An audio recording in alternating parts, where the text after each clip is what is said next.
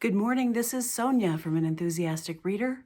I'm here today to do a Friday Reads to talk about the books that I've read over the last few weeks. And so I just want to say at the beginning, if you just started following my channel, thank you so much for subscribing. And if you've been subscribing for a long time, thank you so much for coming back. It's good to see you, and let's just get started on the books. The first book I want to talk about is The Morning Star by Karl Ove Knausgard, and this is a book that he wrote last year that came out. It's about, well, first of all, it's just about domestic dramas. It's about people in Norway who are in marriages they're not sure about. They have trouble with their children. They don't necessarily like their jobs, and they are all coping. There are about, I think, 9 characters that we're following in this novel, and each chapter has a different perspective of a character, and then sometimes they will recur as the novel goes forward so you can watch the plot.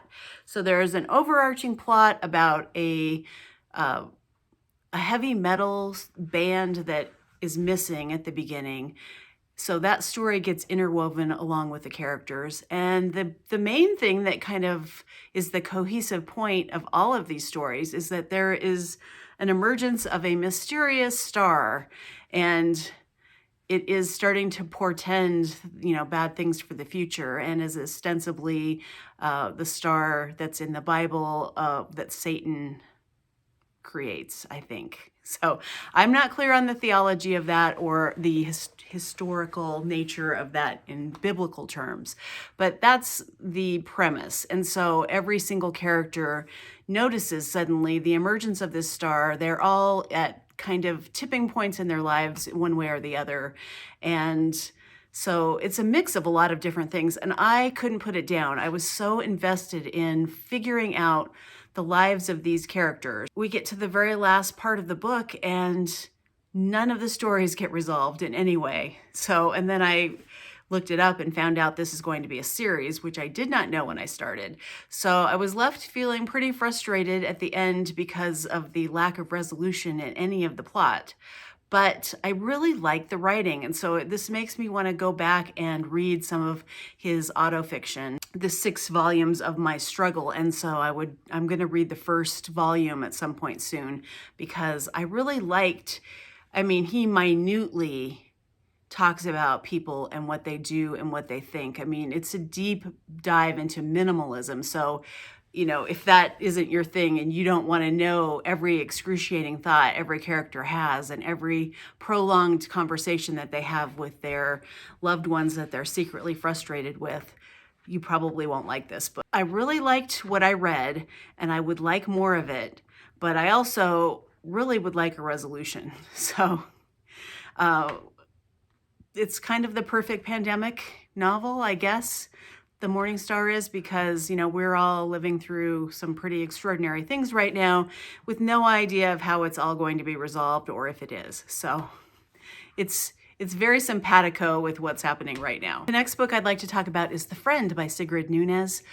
I kind of had the idea that this was going to be a heartwarming story about a woman who adopts a dog, and nothing could be further from the truth. It was a lot more complicated than that. It was the story of a woman who is the unnamed narrator in the story. She is a professor in a university. She's a writer, and she has a best friend who was a man who commits suicide right at the beginning of the novel. And so it's her reckoning with their relationship, with what happened in his life that made him so despondent, and the fact that his third wife asks this narrator to adopt their Great Dane, and who is old, aging, and also has a lot of health problems. And so it's the story about the woman and the dog is definitely part of the story, but it is not the main focus.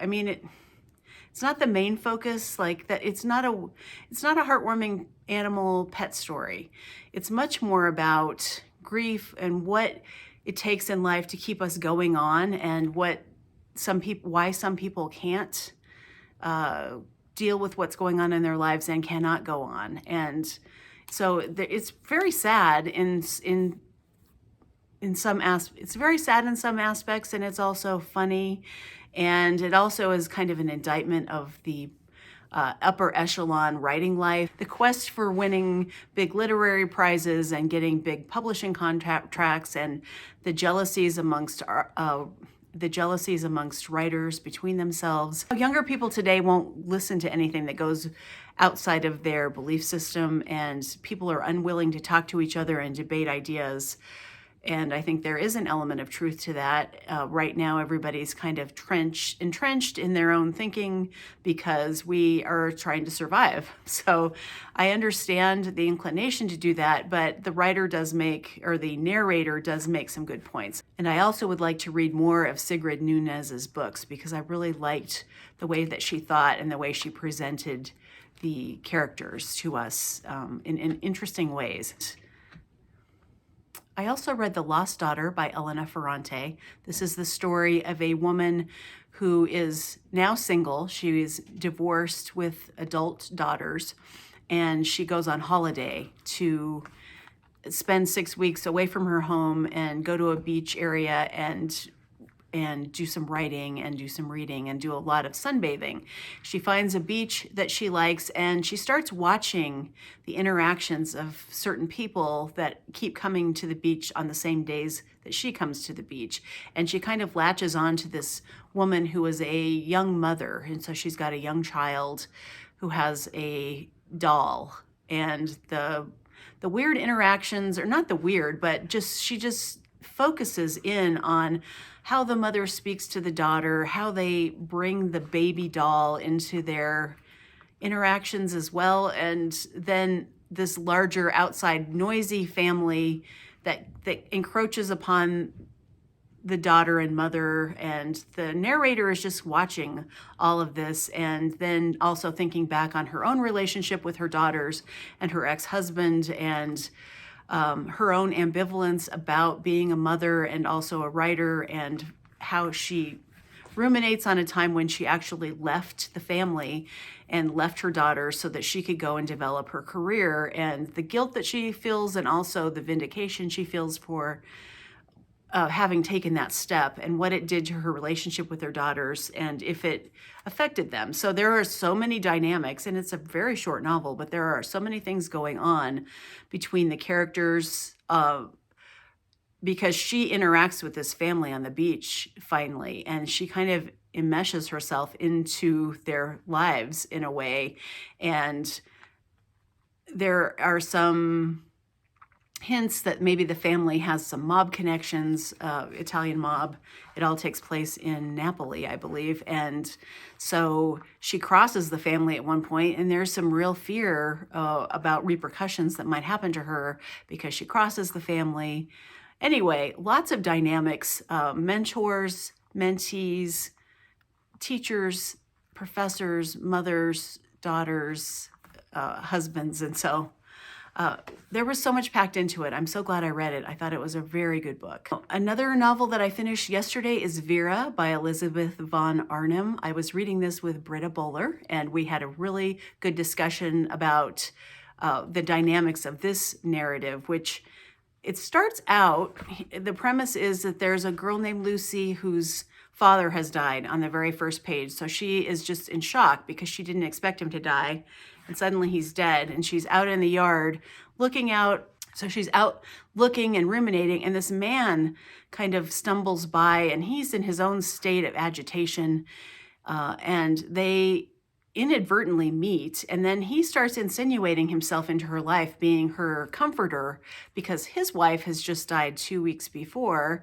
Her name was Vera, the title character, and she had fallen out of a window. And so this is all at the very beginning of the book. There's no surprise, but he is supposed to be in some grief, and also there's a hint that there was an inquest that he may have been involved in some way, but no one's sure, and it's not clear. And he kind of pretends like he was a friend of Lucy's father. She goes to live with her aunt for a time, and the aunt is very suspicious of this man, Wymus, and doesn't like him. And he, in subtle ways, bullies her a little bit and rushes a marriage that should have waited for a while to make sure it was a good idea.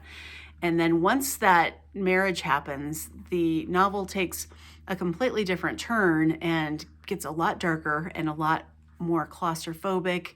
I don't want to give the plot away in case you're interested in reading it, but it's a short novel, but it is so full of tension and hopelessness at times. It was very well done. I really felt, I felt like someone was clutching me the entire time I was reading it. And the writing was excellent. It was darkly funny and then darkly not funny. It was dark. The last book I want to talk about is called I Came All the Way to Meet You, Writing Myself Home by Jami Attenberg. This is a memoir. Jami has written, I think, 7 novels. And so basically, she's written essays over the years about the process of her life as it unfolds during the writing of these novels. So she's friends with a lot of writers who are a support system for her as she's just trying to figure herself out. And she has a novel that almost killed her career, and she talks a little bit about that. But mostly it's just about all these different adventures that she has traveling and really thinking about herself and thinking about her relationships and having bad love affairs and just couch hopping. And so anyway, I really like books about process or memoirs about process and about how people find themselves through their writing or through their profession in some way. And so I thought this was really good. You know, some people have a real problem with memoir that is all inward facing, and that is definitely this memoir.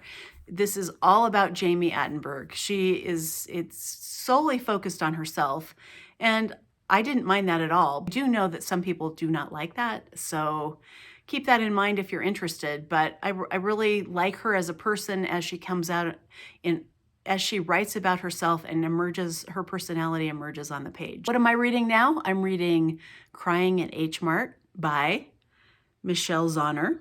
I'm reading The Bookshop Murder by Marin Allingham, and I'm reading Best American Short Stories 2021, edited by Jessamine Ward, and I'm reading that with Teresa. I do think I might pick up the Leonard Pitts novel, The Last Thing You Surrender, which is a World War II novel about an African-American unit. I've seen so many people over the years on BookTube read The Last Thing You Surrender and really like it and think it's a fabulous novel about World War II. Very much looking forward to that, and the rest of it I'm just going to take day by day and see what comes up. Those are my very tentative plans for February. I do plan to read some more short novels and some more books off of my 2022 TBR that I specifically chose 30 books. And I think I've read 4 of them off that list so far. So it's a big success, and we will see if I'm able to continue that on into February. So let me know what you're reading in the comments. Thank you so much for watching, and I will see you soon. Bye.